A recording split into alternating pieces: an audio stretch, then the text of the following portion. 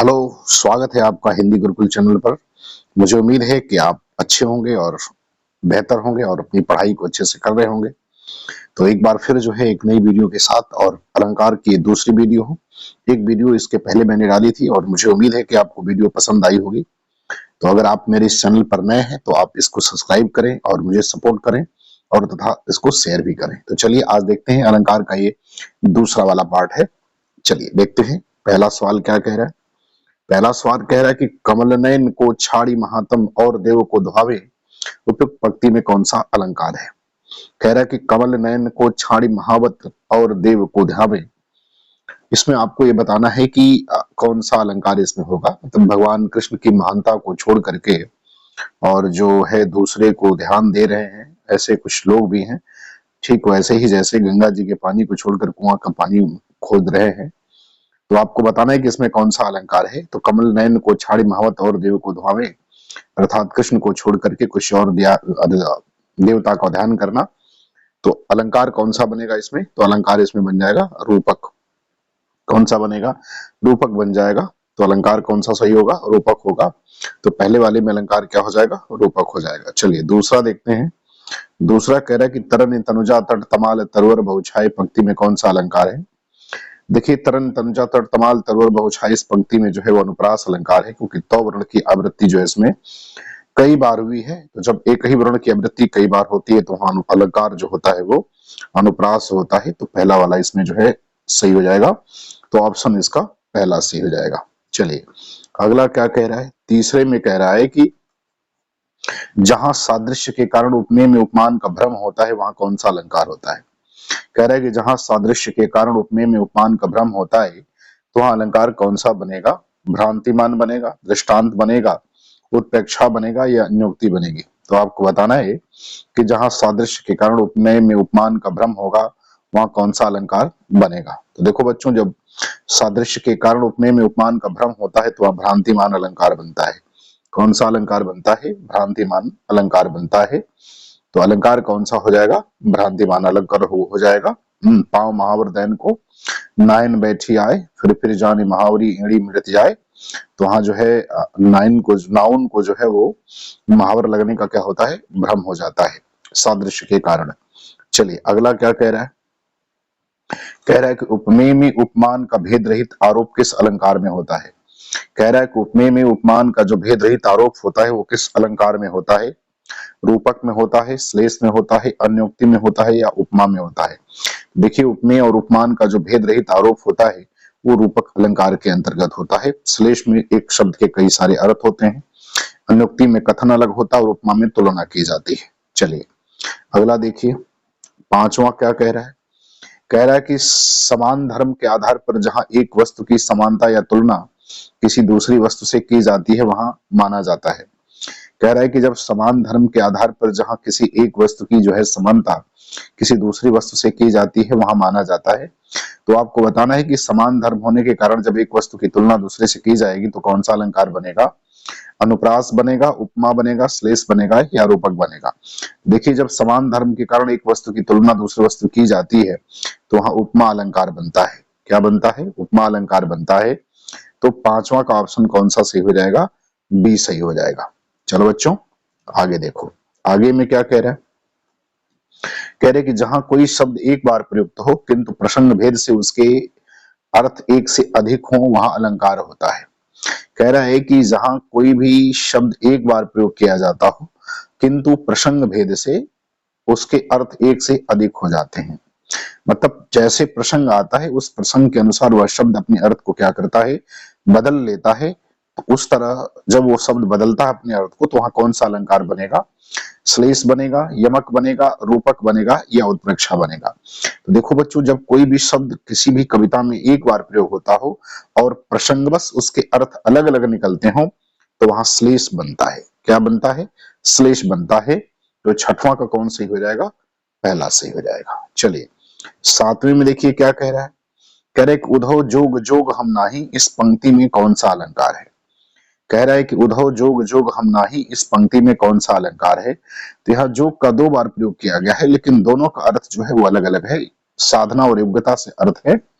तो इसलिए जो है जब कविता में कोई भी शब्द एक से दो बार आए, कम से कम दो बार हो या दो से अधिक बार भी हो, लेकिन उसके अर्थ हर बार अगर अलग निकलते हो तो अलंकार यमक बन जाएगा। तो अलंकार कौन सा बनेगा?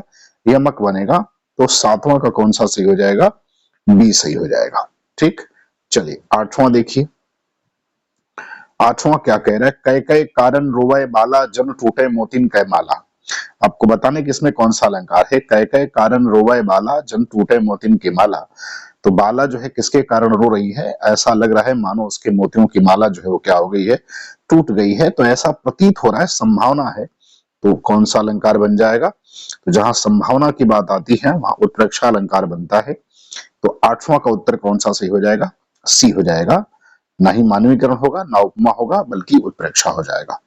चलिए आगे देखते हैं। नवा क्या कह रहा है? कह रहे हैं कि जहां जड़ और चेतन पदार्थों को मनुष्य की तरह क्रिया करते हुए दिखाया जाता है वहां कौन सा अलंकार होता है? कह रहा है कि जहां जड़ और चेतन पदार्थों को मनुष्य की तरह क्रिया करते हुए दिखाया जाता है वहां कौन सा अलंकार होता है? यमक होगा, अन्योक्ति होगी, भ्रांतिमान होगा, या मानवीकरण होगा? तो कह रहा है कि जब जड़ और चेतन पदार्थों को मनुष्य की तरह क्रिया करते हुए दिखाया जाए तो कौन सा अलंकार बनेगा? यमक बनेगा, अन्योक्ति बनेगा, भ्रांतिमान या मानवीकरण? जब इस तरह की चीज आती है तो अलंकार जो बनता है वो क्या बनेगा? मानवीकरण बनेगा। तो ऑप्शन नंबर कौन सा सही हो जाएगा? 9 का डी सही हो जाएगा। चलिए 10वां में क्या कह रहा है? कह रहे अधरों पर अली मर्राते, केसों पर मुग्ध पपीहा। तो आपको बताना है कि इसमें कौन सा अलंकार बनेगा? अधरों पर अली मर्राते, केसों पर मुग्ध पपीहा। तो कौन सा अलंकार बनेगा? रूपक बनेगा, भ्रांतिमान बनेगा, यमक बनेगा, या उपमा बनेगा? तो देखिए अधरों पर अली मर्राते, केसों पर मुग्ध पपीहा। तो जो अलंकार बनेगा इसमें वो भ्रम हो रहा है। तो अलंकार क्या बनेगा? भ्रांतिमान बनेगा। तो 10 का जो सही हो जाएगा क्या हो जाएगा? वो बी सही हो जाएगा। चलो बच्चों 11 में क्या कह रहा है? कढ़त म्या साथ ही म्यानते, असि पुतनते प्राण। कहता कढ़त साथ ही म्यानते, असि पुतनते प्राण। अब इसमें आपको बताना है कौन सा अलंकार है। अतिशयोक्ति है, मानवीकरण है, रूपक है, यामक है? तो कढ़त म्यान ही साथ ही म्यानते, मतलब हाथ में म्यान को लेते ही असि रिपु तनते प्राण, जो रिपु है, जो शत्रु है, उसने प्राण त्याग दिए। तो ऐसा तो होगा नहीं कि कोई अभी म्यान को ही निकाले और तलवार ही निकाले और किसी की मृत्यु हो जाए। तो अलंकार क्या हो जाएगा? ये बात बढ़ा चढ़ा कर कही गई है तो अलंकार हो जाएगा, अतिशयोक्ति हो जाएगा। क्या कह रहा है? कढ़त साथ ही म्यानते, असली पुतनते प्राण। तो म्यान को हाथ में लेते ही, काटते ही या निकालते ही शत्रु के जो है प्राण क्या हो गए? वो निकल गए। तो ऐसा नहीं हो सकता, चूंकि यह बात को बढ़ा चढ़ा कर कहा गया है, यथार्थ से अलग है। तो इसमें अतिशयोक्ति अलंकार हो जाएगा। तो 11 का ये सही हो जाएगा। चलिए 12 में क्या कह रहा है? कह रहा है सागर के उर पर नाच नाच करती हैं लहरें मधुर गान। सागर के उर पर जो है नाच नाच करती हैं लहरें मधुर गान। तो आपको बताना है कि इसमें कौन सा अलंकार बनेगा? 12 वाले में है।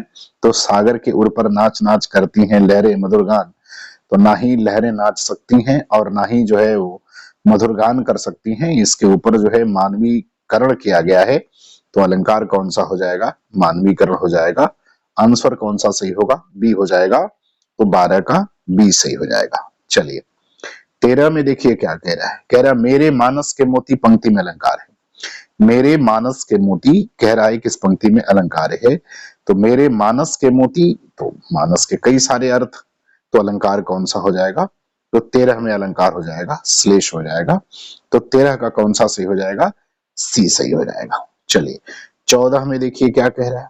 कह रहे निम्नलिखित में से किस अलंकार में क्षमता दर्शाई जाती है? 14 में आपको एक बताना है कि कौन सा अलंकार है जिसमें क्षमता दर्शाई जाती है, मतलब जिसमें समानता बताई जाती है। तो आपको बताना है कि किसमें होता है समानता या तुलना की बात की जाती है। तो यमक में नहीं होता है, श्लेष में नहीं, रूपक में नहीं, बल्कि यह बात किसमें होती है? उपमा अलंकार में होती है। तो ऑप्शन कौन सा सही हो जाएगा? 14 का डी हो जाएगा। कौन सा होगा? 14 का डी हो जाएगा। चलिए 15 में क्या कह रहा है? कह रहा है रूपक के अलंकार के भेद होते हैं। 2 होता है, 4 होता है, 3 होता है, या 5 होता है। तो रूपक के आपको भेद बताना है। तो कितने रूपक के भेद होते हैं? 3 भेद होते हैं, सांग रूपक, निरंग रूपक और पारंपरिक रूपक। तो रूपक के कितने भेद हो जाते हैं? 3 भेद हो जाते हैं। तो ऑप्शन सी सही हो जाएगा। 3 भेद होते हैं। तो रूपक के कितने भेद होते हैं? तीन भेद होते हैं। चलिए 16 में देखिए क्या कह रहा है, कह रहा है कि बंधव गुरुपद पदुम परागा पंक्ति में कौन सा अलंकार है। कह रहा है कि बंधव गुरुपद पदुम परागा इस पंक्ति में कौन सा अलंकार है। तो आपको बताना है कि बंधव गुरुपद पदुम परागा पंक्ति में कौन सा अलंकार है। श्लेष है, वक्रोक्ति है, अनुप्रास है, उत्प्रेक्षा है।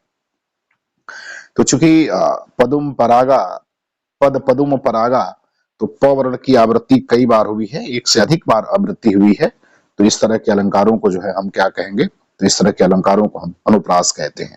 क्या कहते हैं, अनुप्रास कहते हैं। जहां एक ही वर्ण की आवृत्ति कई बार हो, एक से अधिक बार हो या अनेक बार हो, तो इसको अनुप्रास अलंकार कहा जाता है। चलिए 17 में क्या कह रहा है, कह रहा है निम्नलिखित में से कौन सा उदाहरण अनुप्रास अलंकार का है।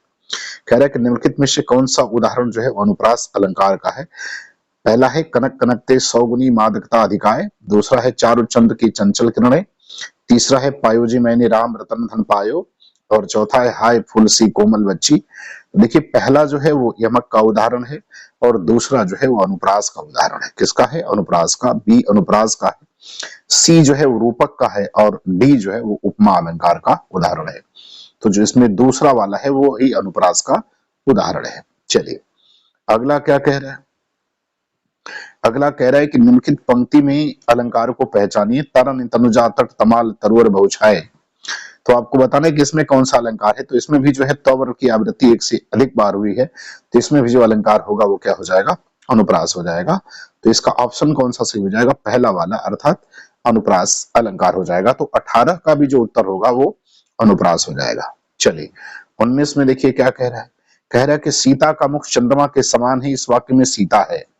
तो आपको बताना है कि सीता का मुख चंद्रमा के समान है, इसमें सीता क्या है, उपमेय है, उपमान है, सावान धर्म है या वाचक शब्द है।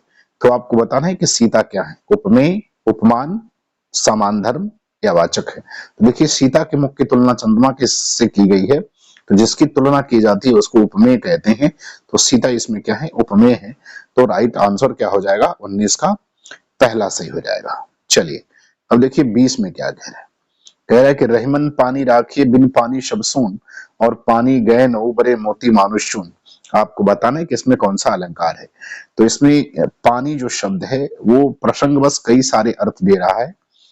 पानी गए न उबरे मोतु मानुष और चून, तो अलग अलग अर्थ में है, चमक के अर्थ में है, सम्मान के अर्थ में है।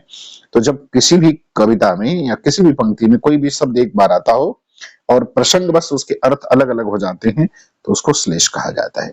तो अलंकार कौन सा हो जाएगा, श्लेष हो जाएगा। तो 20 का पहला सही हो जाएगा। चलिए 21 में क्या कह रहे हैं, कह रहा कि जहां उपमेय में उपमान की संभावना की जाती है वहां कौन सा अलंकार होता है। तो जहां उपमेय में उपमान की क्या होती है, संभावना होती है। तो जब बात संभावना की आती है तो उत्प्रेक्षा अलंकार बनता है। तो कौन सा सही हो जाएगा, तो उत्प्रेक्षा अलंकार का मतलब पहला वाला जो है वो सही हो जाएगा। तो 21 का पहला सही हो जाएगा। चलिए इसके बाद क्या कह रहा है, 22 में देखिए, उषा सुनहले तीर बरसती जय लक्ष्मी सी उदित हुई, इसमें कौन सा अलंकार है। उषा सुनहले तीर बरसती जय लक्ष्मी सी उदित हुई, आपको बताना है कि इसमें कौन सा अलंकार है। मानवीकरण है, दृष्टांत है, संदेह है या विरोधाभास है। तो 22 में आपको बताना है कौन सा है। जय लक्ष्मी सी उदित हुई, तो आपको बताना है कि कौन सा इसमें जो है वो अलंकार हुआ है। तो इसमें जो अलंकार बनेगा वो मानवीकरण बनेगा, दृष्टांत बनेगा, संदेह बनेगा या विरोधाभास बनेगा। तो जो 22 का उत्तर होगा वो मानवीकरण बनेगा। इसमें कौन सा अलंकार बनेगा, मानवीकरण, क्योंकि मानवीय गुणों का आरोपण है। तो अलंकार क्या बनेगा, मानवीकरण बनेगा।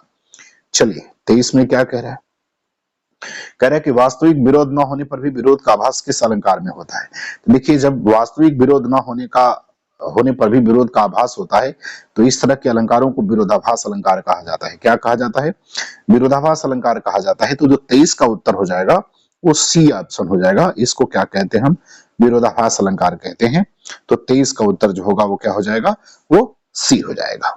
चलिए 24 का उत्तर देखिए, कह रहा है कि बिनु पद चले सुने बिनु काना, अक्कर विधि कर्म करे विधि नाना। इस चौपाई में अलंकार आपको पूछा है। विषम अलंकार है, विभावना है, असंगति है, त्वगुण नहीं, तदगुण होता है। ये तगुण नहीं होता है। एक अलंकार होता है जिसको तदगुण अलंकार कहते हैं। कौन सा अलंकार कहते हैं, तो तदगुण एक अलंकार होता है। इसमें छूट गया है, तदगुण अलंकार होता है। तो आपको बताना है कि विषम है, विभावना है, असंगति है या तदगुण है, कौन सा अलंकार होता है। कौन सा अलंकार बनेगा। तो देखिए बिन पद चले, जब बिना कारण के कार्य होता है तो वहां जो अलंकार बनता है वो क्या बनेगा इसमें, विभावना। चूंकि असंगति भी हो सकता है, लेकिन जब विभावना और असंगति दोनों है तो प्रमुखता हम किसको देंगे, विभावना को देंगे। तो 24 का कौन सा सही हो जाएगा, बी सही हो जाएगा। चलिए 25 में देखिए क्या कह रहा है, कह रहा है कि संदेशनी मधुबन कूप भरे में कौन सा अलंकार है। संदेशनी मधुबन कूप भरे में कौन सा अलंकार है, 25 वाले में आपको बताना है। तो संदेशनी मधुबन कूप भरे, तो बात बढ़ा चढ़ा करके है, तो अलंकार अतिशयोक्ति हो जाएगा। कौन सा अलंकार हो जाएगा, अतिशयोक्ति हो जाएगा। तो 25 का कौन सा हो जाएगा, डी हो जाएगा। चलिए 26 में क्या कह रहा है, खिली हुई हवा आई फिरकी सी आई चली गई। खिली हुई हवा आई और फिरकी सी आई और चली गई। तो आपको बताना है कि इसमें कौन सा अलंकार बनेगा। तो जहां सा सी सम सो समान सरिश जैसे वाचक आते हैं, वहां जो अलंकार बनता है उपमा अलंकार बनता है। तो इसमें कौन सा अलंकार हो जाएगा, खिली हुई हवा आई फिरकी सी और आई और चली गई। आई और फिर क्या हो गई, किसके समान, फिरकी के समान आई और चली गई। तो अलंकार जो बनेगा वो कौन सा बनेगा, उपमा बनेगा। तो राइट आंसर कौन हो जाएगा, सी हो जाएगा। तो 26 का सी हो जाएगा। चलिए अब 27 में देखिए क्या कह रहा है, के यह टूटी सी छानी हती कहूं कचन के अवधाम सुहावत में अलंकार कौन सा है। के यह टूटी सी छानी हती और कहूं कंचन के, चूंकि कंचन है, कचन नहीं है, कंचन है।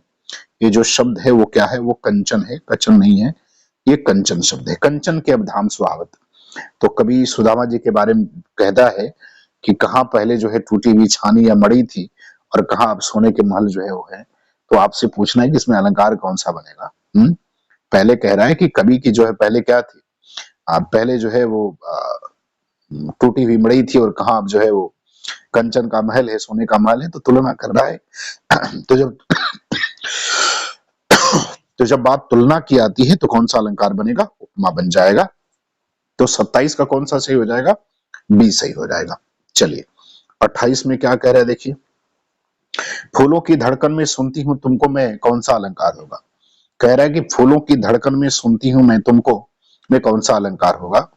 तो 28 में आपको अलंकार बताना है। तो देखो फूलों की धड़कन तो होती नहीं है, अर्थात उसके ऊपर मानवीय गुणों का आरोपण किया गया है। तो अलंकार कौन सा बन जाएगा, अलंकार बन जाएगा आपका मानवीकरण। तो सही कौन सा 28 का हो जाएगा, पहला वाला जो है वो सही हो जाएगा, मानवीकरण अलंकार हो जाएगा।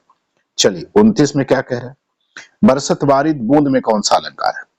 बरसत बारिद बूंद, इसमें आपको अलंकार बताना है कि कौन सा अलंकार है। बरसत बारिद बूंद में कौन सा अलंकार है, आपको ये बताना है। 29 वाले में बरसत बारिद बूंद अलंकार बताना है। तो वह वर्ण की आवृत्ति है, तो अलंकार कौन सा हो जाएगा, अनुप्रास अलंकार। तो 29 का कौन सा सही हो जाएगा, बी सही हो जाएगा, अनुप्रास अलंकार हो जाएगा। चलिए अगला क्या कह रहा है, कह रहा है खिले हजारों चांद तुम्हारे नैनों के आकाश में। कह रहा है कि खिले हजारों चांद तुम्हारे नैनों के आकाश में। अब पूछा है कि कौन सा अलंकार होगा।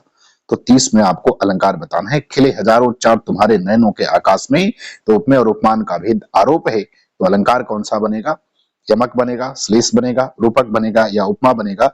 देखिए जब उपमेय और उपमान का भेद आरोप होता है तो वहां रूपक बनता है। तो अलंकार कौन सा बन जाएगा, सी में रूपक बनेगा। तो 30 का उत्तर क्या हो जाएगा, सी हो जाएगा।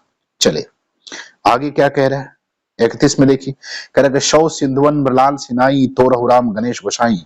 इस पंक्ति में किस अलंकार का प्रयोग हुआ है। आपको बताना है कि सौ सिधुवन मृलान किनाई तो रघुराम गणेश गोसाई, तुलना की गई है। सौ सिधुवन की तुलना जो है राम गोसाई से की गई है।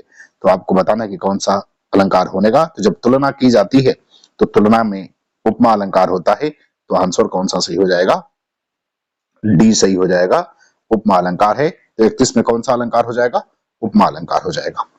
चलिए अगला देखते हैं, कह रहा है कि पापी मनुष्य भी आज से आज मुख से राम राम नाम निकालते।